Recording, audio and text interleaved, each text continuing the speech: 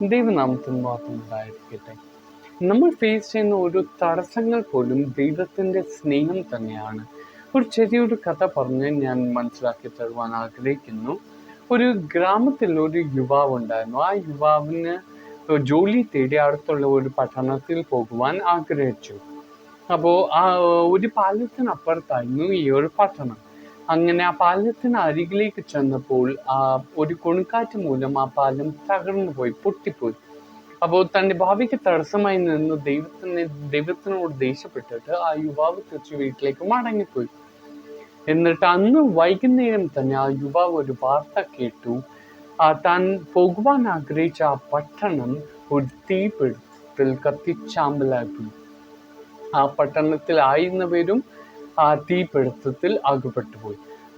അന്ന് രാവിലെ ആ യുവാവ് ആ പട്ടണത്തിൽ ചെന്നിരുന്നുവെങ്കിൽ ഒരുപക്ഷെ ആ യുവാവും ആ തീപിടുത്തത്തിൽ അകപ്പെട്ടു പോയെന്നേ.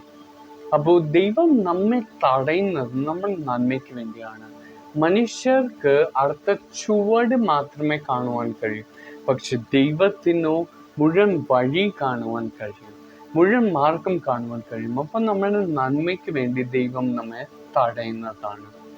അപ്പോൾ ആ സ്നേഹമുള്ള ആ ഒരു ദൈവത്തെ നമുക്ക് ആരാധിക്കാം, പാട്ടുപാടി ഒന്ന് സ്തുതിക്കാം.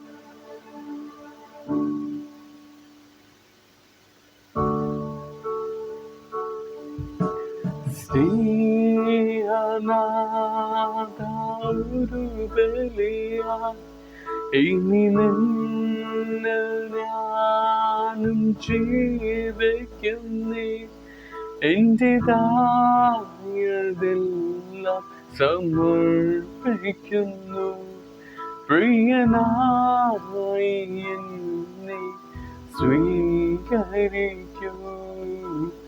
അവകാശിയും അതിനാഥനും നീ മാത്രമീശു മശിഹായേ.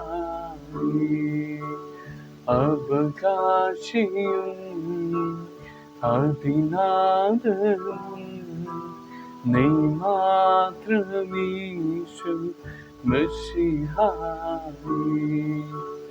ആരാധിച്ചിടാം, കുമ്പിട്ടാരാധിച്ചിടാം.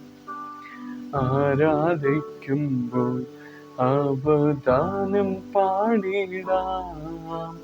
ആ പൂജിതമാം രക്ഷാനാമം വാഴ്ത്തിപ്പാടാം. ആ പദമലരിൽ താണു വീണു വന്നിച്ചിടാം. ആത്മനാഥായ നിന്നിൽ ചേരണം, എൻ മനസ്സ് നീ നിന്നാൽ വാഴയും.